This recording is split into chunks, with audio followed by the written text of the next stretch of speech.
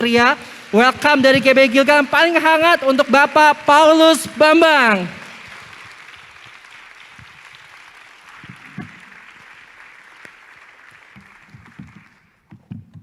Ya, shalom, senang sekali berada di tempat ini lagi.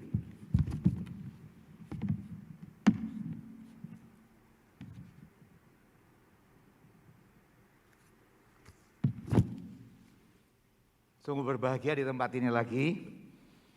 Saking semangatnya tadi pagi jam 3 saya udah bangun. Sampai setengah 5. Bangun karena stres harus 30 menit, setengah 5 nyiapin bahan. Ini siap-siap. Tapi saya senang sekali hari ini bisa berkumpul. Dan saya yakin hari ini kita bersama akan merasakan bagaimana Tuhan bekerja di dalam kehidupan kita. Ya. Mari kita akan berdoa terlebih dulu. Mari kita akan berdoa terlebih dulu. Tuhan Yesus, inilah kami, jemaat-Mu yang berbakti. Bukan hanya untuk mendengar, tapi kami yang menjadi pelaku firman. Dan biarlah Engkau berkata-kata kepada kami Tuhan. Karena kami tahu, kami bukan manusia yang biasa, tapi kami manusia dipersiapkan Tuhan untuk melakukan perkara-perkara besar yang dunia boleh sebut itu mujizat, tapi buat kami itu hal yang biasa karena Tuhan yang ada di dalam kami lebih besar dari apa yang ada di dalam dunia. Itu sebabnya Kau berkata-kata supaya kami pulang dengan suatu identitas baru yang luar biasa dari Tuhan. Terima kasih Tuhan Yesus. Dalam nama Tuhan Yesus, kami semua yang percaya katakan amin. Silakan duduk, shalom. Ya, senang sekali hari ini kita membaca 1 Yohanes 4 ayat 4 sampai 6. Tema kita lifting up your life, our life to get the miracles. 1 Yohanes 4, saya boleh buka ini atau enggak boleh? Boleh ya, supaya lebih enak ya. Cukup jauh untuk sampai ke sana. Kamu berasal dari Allah. Saya bacakan yang normal dulu. Anak-anakku. Dan kamu telah mengalahkan nabi-nabi palsu itu. Sebab roh yang ada di dalam kamu lebih besar daripada roh yang ada di dalam dunia. Mereka berasal dari dunia. Sebab itu mereka berbicara tentang hal-hal duniawi. Dan dunia mendengarkan mereka. Kami berasal dari Allah. Barang siapa mengenal Allah, ia mendengarkan kami. Barang siapa tidak berasal dari Allah, ia tidak mendengarkan kami. Itulah tandanya roh kebenaran dan roh yang menyesatkan. Sekarang saya membaca hal ini secara spesifik. Untuk teman-teman yang hadir di tempat ini maupun yang live streaming. Saya akan membacakan ayat ini untuk kita yang mendengarkan hari ini. Kamu berasal dari Allah, Theos. Anak-anakku, anggota GBI Gilgal, dan semua orang ikut training, dalam bahasa Yunani teknion, darling, disciple, anak-anak ini darling, disciple, teknion, dan kamu telah mengalahkan nabi-nabi palsu itu. Sebab roh yang ada di dalam kamu, anggota GBI Gilgal, dan semua yang mendengarkan, lebih besar daripada roh-roh yang ada di dalam dunia, kosmos. Nabi-nabi palsu itu, tadi yang ayat depan, mereka atau nabi-nabi palsu itu berasal dari dunia, kosmos. Sebab itu mereka berbicara tentang hal-hal duniawi, dan dunia mendengarkan mereka. Sekarang bagian yang kami, Pastor Yuan dan seluruh pendeta dan yang berbicara di tempat ini berasal dari Allah. Barang siapa mengenal Allah, ia mendengarkan kami. Barang siapa tidak berasal dari Allah, ia tidak mendengarkan kami. Itulah tandanya roh kebenaran, aletheia, dan roh yang menyesatkan, plane atau error spirit. Pelan-pelan nanti kita lihat, ini ayat yang dahsyat sekali. Bagaimana kita dibedakan di sini? Ada perbedaan yang besar, dikatakan ada manusia yang berasal dari Allah. Bahasa Yunaninya Theos.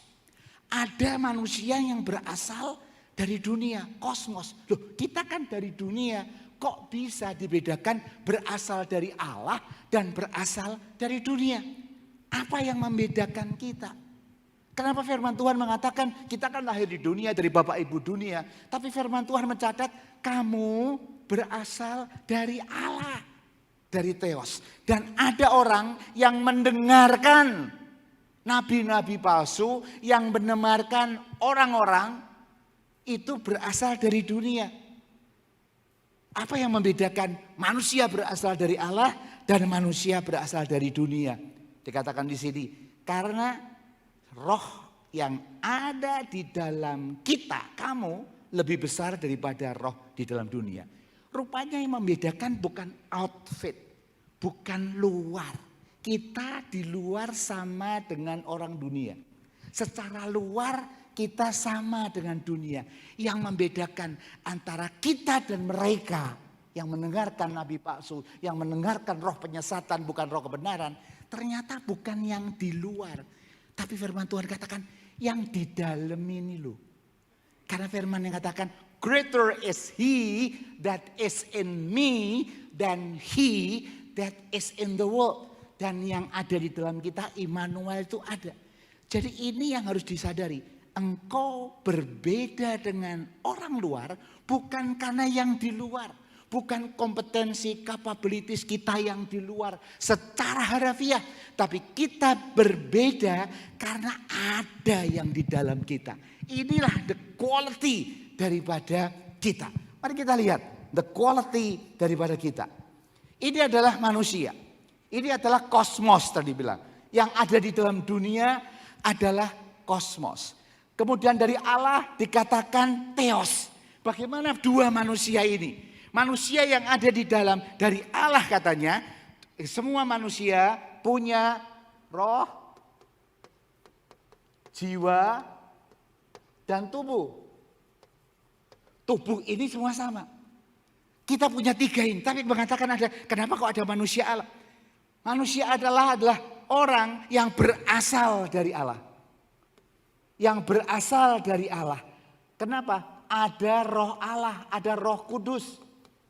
Roh kudus yang ada di dalam kita. Ini yang menyebabkan kita beda. Ini yang menyebabkan kita beda. Kita roh kudus turun. Kisah 1 ayat 8. Engkau akan menerima power.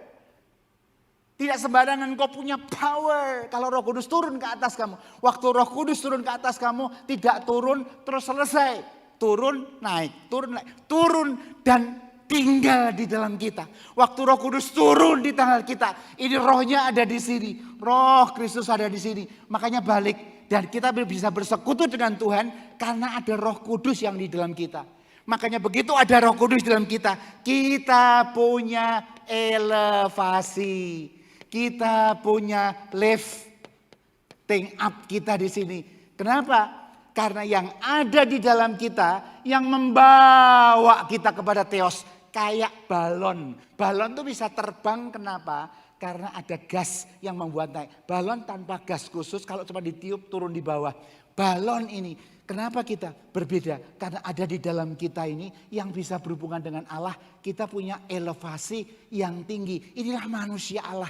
Roh yang ada di dalam kita, di dalam Anda itu membuat Anda can elevate. Waktu engkau berdoa, can pray. Waktu tadi pagi saya 4:30 bangun berdoa, can pray. Dan rasanya dekat.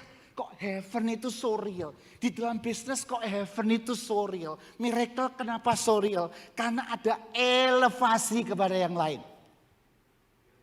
Sedangkan yang di manusia di dunia, manusia berasal dari dunia. Dia lihat seperti ini, punya roh jiwa. Tapi yang apa yang terjadi? Dia terus dibawa oleh roh-roh penyesatan. Menjadi apa? Dengan gaya gravitasinya yang turun. Roh apa? Roh kekayaan. Roh apa? Roh ketakutan. Roh apa? Roh yang lain. Melihat yang ketamakan. Ini kekayaan, ketamakan, keangkuhan hidup. Ini yang akan menurunkan manusia. Gaya gravitasi ini karena roh di sini adalah roh yang berhubungan dengan dunia ini. Makanya turun. Orang yang di dalamnya penuh roh duniawi. Kekayaan pikirannya kaya terus. Pengennya tamak, pengennya sirik, pengennya takut, pengen apapun. Begitu engkau dikuasai oleh roh-roh itu.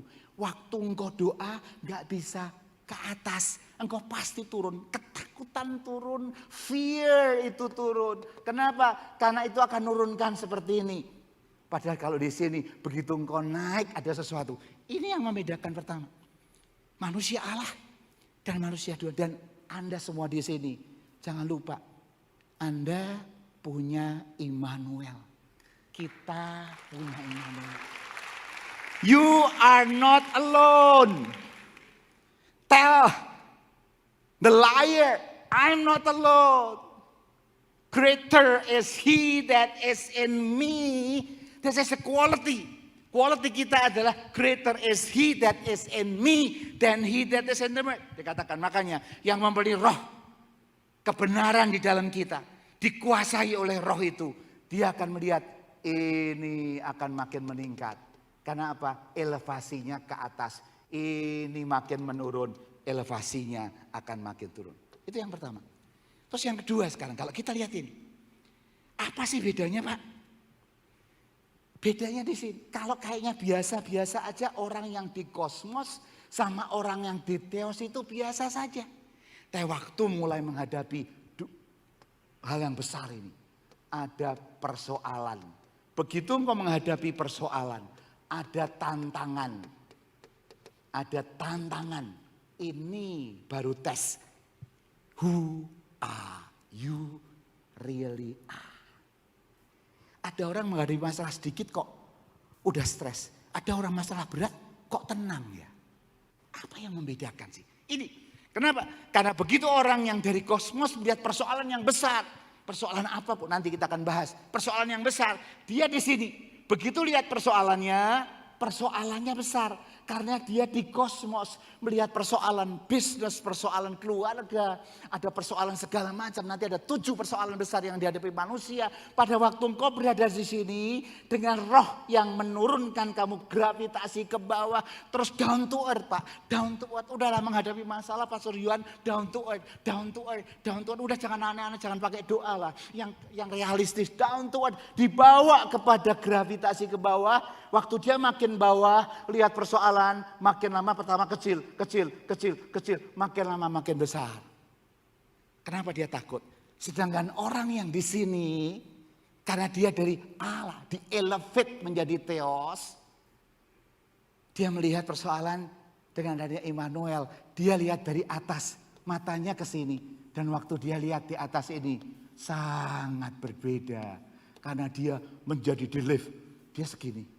Dia di sini. Dan akhirnya dia diangkat karena disinilah Immanuel.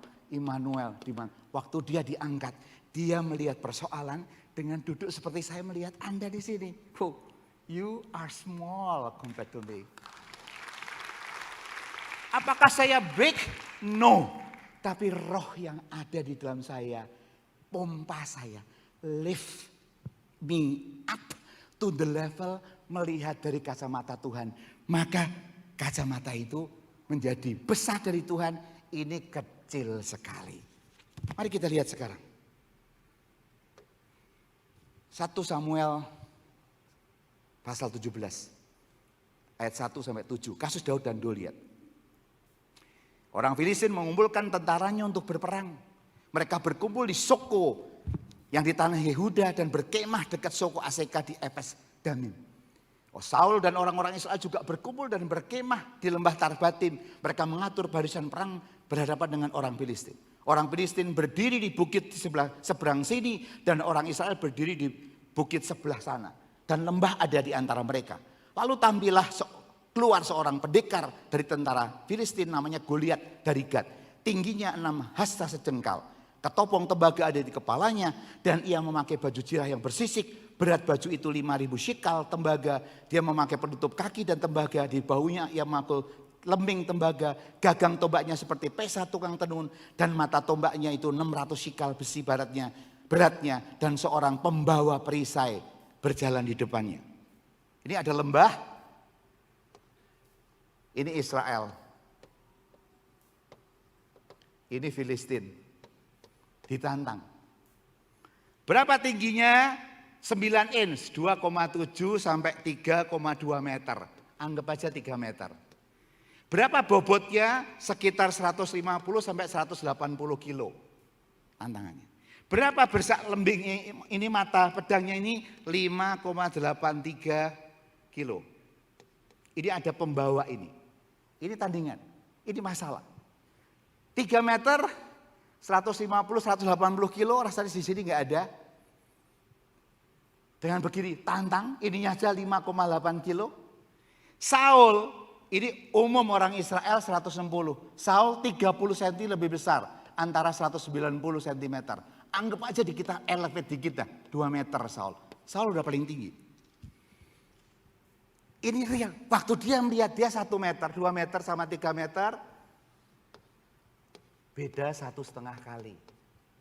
Kemudian lembingnya segala macam, compare to ini mungkin beda 1,5 kali.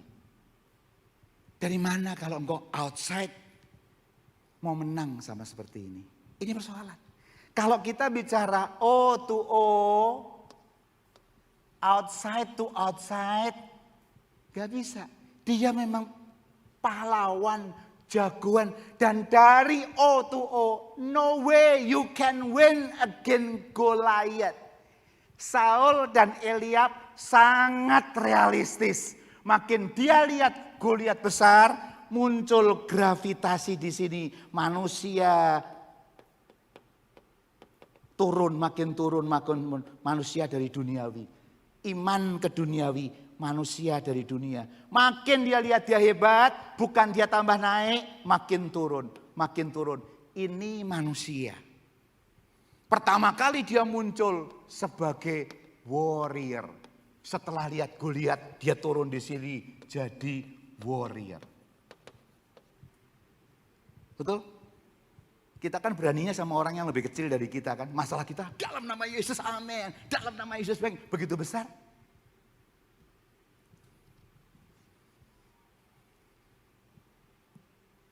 Inilah manusia yang berbeda. Tapi kita nggak mau cerita yang kalah. Sekarang kita cerita yang berikutnya. Daud. 17:32-39. Berkatalah Saul kepada Daud, janganlah seorang menjadi tawar hati, karena dia hambamu ini akan pergi melawan orang Filistin itu. Tapi Saul berkata kepada Daud, tidak mungkin engkau dapat menghadapi orang Filistin itu untuk melawan dia. Sebab engkau masih muda, sedang dia dari sejak masa mudanya telah menjadi prajurit. Tetapi Daud berkata kepada Saul, hambamu ini biasa mengembalakan kambing domba ayahnya.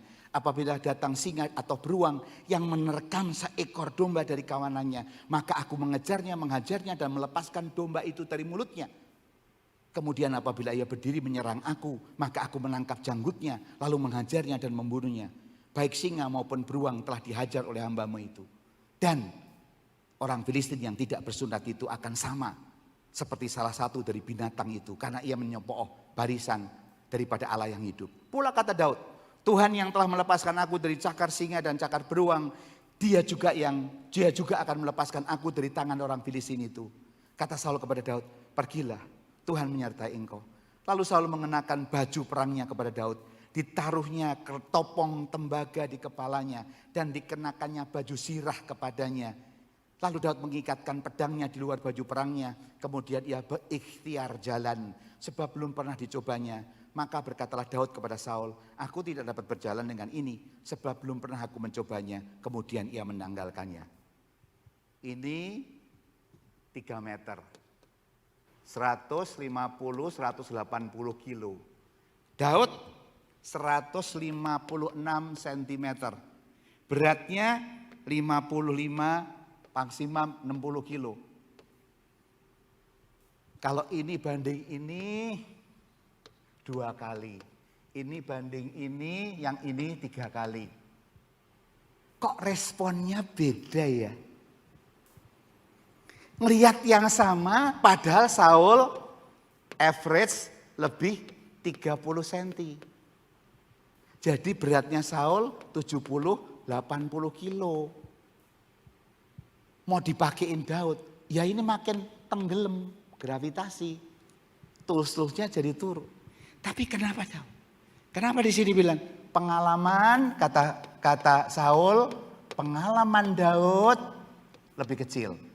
2, usia Daud lebih muda. Yang ketiga, perlengkapan Daud jauh-jauh. Pertanyaannya, kenapa Daud berani?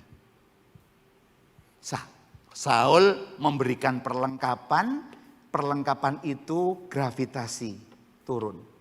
Dilepas karena Daud punya perlengkapan lain. Dia mau elevasi, melihat dari Teos. Waktu dia lihat Teos, dari 156 dia naik, mungkin dia jadi 5 meter. Dari 156 jadi 5 meter. Ini apa? Ini adalah roh Allah. In him. Waktu engkau di lift him up. Engkau bukan orang sembarangan. Kita bukan orang sembarangan loh saudara. Jadi kekuatan kita bukan our own. Tapi Daud ngangkat insight ke sini. Waktu dia lihat insight-nya dia di sini. Dia ke tempat ini. Melihat Goliat, insight-nya di sini. Daud berkata, you are small. Kayak singa. Kalau saya brek, kamu juga mati. Kenapa? Daud ngomong ini bukan, wah kalau dulu guru sekolah minggu saya cerita, gini ya, enggak. Dia melihat itu kayak bagian dari biasa. Lihat Goliat tuh biasa. Makanya bilang, nanti Tuhan akan bikin itu salah satu pengalaman dia. Pengalaman perang dianggap minim. O to O minim. Tapi I to I-nya Daud besar. Makanya sangat berbeda apa yang dilakukan oleh Daud. Mari kita lihat apa langkahnya. Ada 5 hal. 5 langkah. Yang membuat Daud bisa lift him up. To get miracle itu apa sih? Kenapa? Karena dia tahu persis perjuangannya bukan O to O tapi I to I. Yang pertama. 1 Samuel 17 ayat 32 tadi. Berkatalah Daud kepada Saul. Janganlah seorang menjadi tawar hati. Bahasa Ibraninya napal. Tawar hati napal artinya fall down. Fall away. Cast down. Inferior. Sekarang saya agak gaya ya. Saya belajar bahasa Ibrani dan Yunani. Jadi lumayan loh saudara. Dulu belajarnya finance. Ya, IRR. Sekarang juga masih. Cuman sekarang saya punya waktu banyak untuk belajar bahasa segala macam. Jadi waktu saya belajarin bahasa Ibraninya dahsyat. Yunaninya dahsyat. Engkau tuh apa? Inferior. Kenapa? Janganlah seorang menjadi inferior. Kenapa? Karena dia. Hambamu ini pergi orang. Yang pertama. Seorang yang memiliki kekuatan dari dalam. Seorang yang punya kekuatan dari dalam. Dari Roh Kudus. Yang pertama. Tidak napal.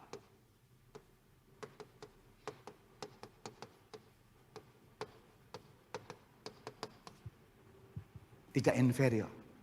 Kalau engkau gampang tawar hati, artinya there is no insight. No Holy Spirit in your life. Mudah tawar hati, itu tanda yang pertama. Kalau engkau merasa dirimu itu outfitnya kuat. Tapi orang yang percaya Tuhan, greater is He that is in me, bahwa saya tidak sendiri, ada in me. Tidak mudah tawar hati. Tidak mudah inferiority complex. Ngelihat persoalan, lihat orang lain. Aku bukan siapa-siapa, Pastor Juan, aku cuman begini. Orang yang mudah tawar hati. Mudah fall away, fall down, inferior. Itu bukti bahwa engkau gak ngerti. Greater is He that is in you than he that is in the world. You are not alone. Lihat ekonomi berat. Oh ekonomi, tadi saya bicara panjang sama Pastor Owen. Ekonomi Indonesia, saya nggak boleh ngomong di sini karena it's live streaming. Tapi we are not living in the real world loh. We are not living. Saya nggak berani ngomong. Tapi kita hidup di dalam fata morgana hari-hari ini. Be careful. Dan kalau kita nggak hati-hati, kau tidak memperkuat yang ada di dalam, selesai. Yang pertama itu. Kita meningkatkan diri tidak mudah untuk tawar hati. Kalau orang ada, yang kedua dikatakan, apalagi yang dikatakan? Dan orang Filistin yang tidak bersunat itu, ia akan sama dengan salah satu binatang karena ia telah mencemooh barisan daripada Allah. Ayat 36. Yang kedua, seorang yang mempunyai kekuatan dari dalam akan memiliki keyakinan bahwa kemenangan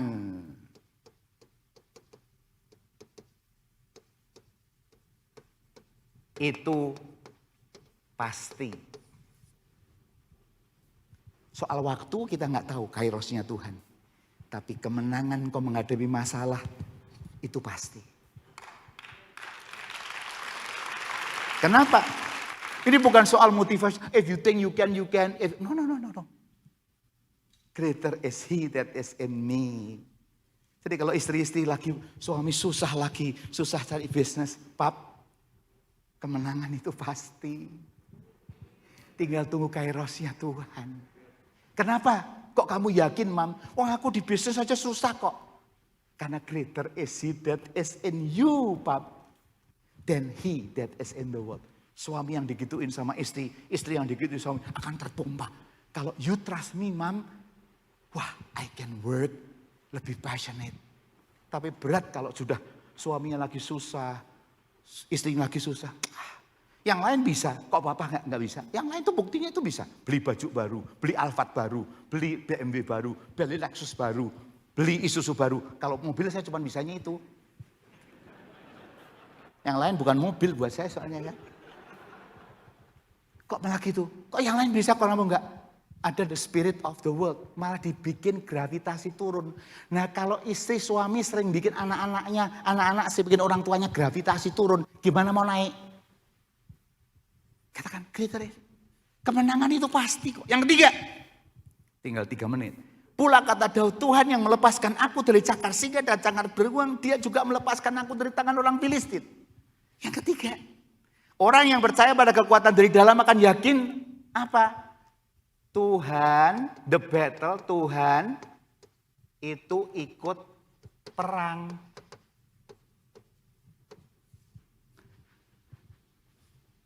Tuhan berperang. Jadi kalau kita yakin kita ada masalah, sakit. Kita punya sakit, punya segala macam. Kita yakin Tuhan berperang. Kita takut enggak? Enggak akan takut. Karena kita yakin Tuhan berperang sama kita kok. Sakit, enggak akan takut. Yakin Tuhan berperang. Yang keempat, ayat 39. Berkatalah Daud kepada Saul. Aku tidak dapat berjalan memakai ini sebab aku belum pernah mencobanya. Yang keempat, orang yang percaya kepada kekuatan dari dalam tidak membutuhkan perlengkapan luar yang akan drag you down. Wah caranya gini, ini harus kepakai orang-orang ini ada kenalan ini, orang yang bisa begini, orang yang bisa gini. Ini Pak harus gini yang bisa menolong kamu orang-orang gini. Greater is He that is in me than he that is in the world. Walaupun dia punya power to say yes or no. Tapi saya punya Tuhan yang punya power to live it no. Nggak butuh orang-orang yang lain. Kita bisa punya teman, tapi tidak butuh yang kelima. Yang terakhir, ayat 45. Saya tidak usah bacakan waktunya. Sebab di tangan Tuhanlah pertempuran. The battle is the Lord's. Dan Ia akan menyerahkan kamu ke dalam tangan kami. Aku mendatangi engkau dalam nama Tuhan, Allah segala barisan orang Israel. Yang kelima, orang yang percaya kepada kekuatan Tuhan akan sangat yakin. Dia datang dengan ketuhan Tuhan. Dan yang kelima, Tuhan, the battle is the Lord. Kalau ini sudah terjadi di dalam hidup kita, saudara, kamu punya problem apa? Keuangan. Hari ini problemmu apa? Keluarga.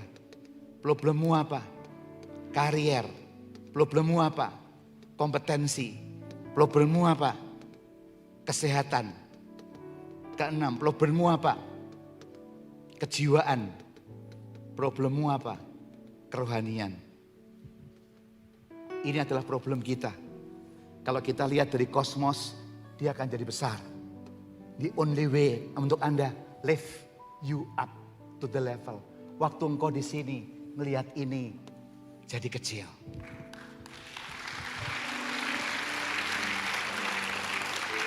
Saya mau tutup 1 menit. Tuhan ajar saya bukan di bisnis, tapi justru di COVID. Tuhan ajar saya untuk belajar what is in me inside. Saya kena COVID, Delta, berat sekali.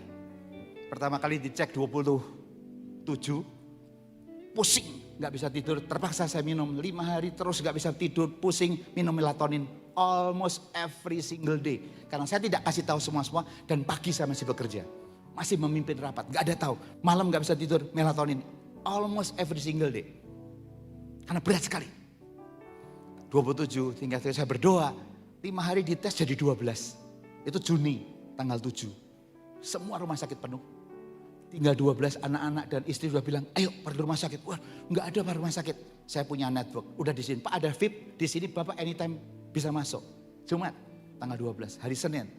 Tanggal 6, tanggal 13 saya cek lagi, naik 21. Saya bilang sama anak saya, kalau naik lebih dari 27, saya nggak usah. Tapi kalau kurang 27, saya boleh masuk rumah sakit.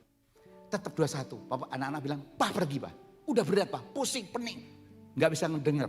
WC bau sekali, jadi wangi sekali. Dan makanan apapun enak. Nggak ada yang nggak enak. Singkat cerita tanggal 15 saya dengar Mezbah Doa, malam Mezbah Doa.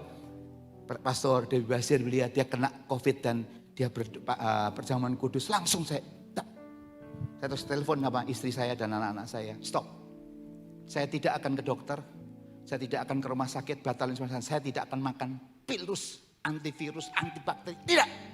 Saya buang, saya tidak pernah mau makan. Dan saya mau megang perjamuan kudus. Whatever it takes. Istri saya bilang, maksudnya apa whatever it takes? Ya kalau udah selesai kan. Ya sudah. Tapi whatever it takes. Saya greater is he that is in. No vitamin, no antivirus, no antibakteri, no whatever. Saya minta perjamuan kudus. Waktu saya memutuskan itu semua, tambah turun, tambah berat. Saya bilang, Tuhan, maybe it's my time to go home. Why should I afraid? Makin turun. To cut a long story short. 5 hari masih negatif, positif. 10 hari saya negatif. Dan negatif, begitu saya negatif. Selesai negatif, malam itu mau persekutuan doa. Mau mimpin 2 jam session. Saya keluar, habis makan bubur aja gak bisa. Semua keluar. Tumpah dari atas 6, dari bawah 9, lemes gak bisa. Saya cuma bilang, maybe it's time for me to go home. Tapi saya mau experience my life. Greater is he that is in me. I want to live up my life. Saya nggak percaya dokter ya, maaf. Saya nggak percaya vitamin. Tapi kali itu, Lord, I trust you 100% in my life. Dan begitu selesai, saya bisa sesi 2 jam. Sabtunya saya bisa sesi 4 jam. Sekarang saya bisa berkata, greater is he. Saya experience life and death dan without any other tools. Greater is he. Saya nggak harap Anda melakukan yang sama. Tapi pengalaman itu berkata, live up your life. You are bukan yang outfit.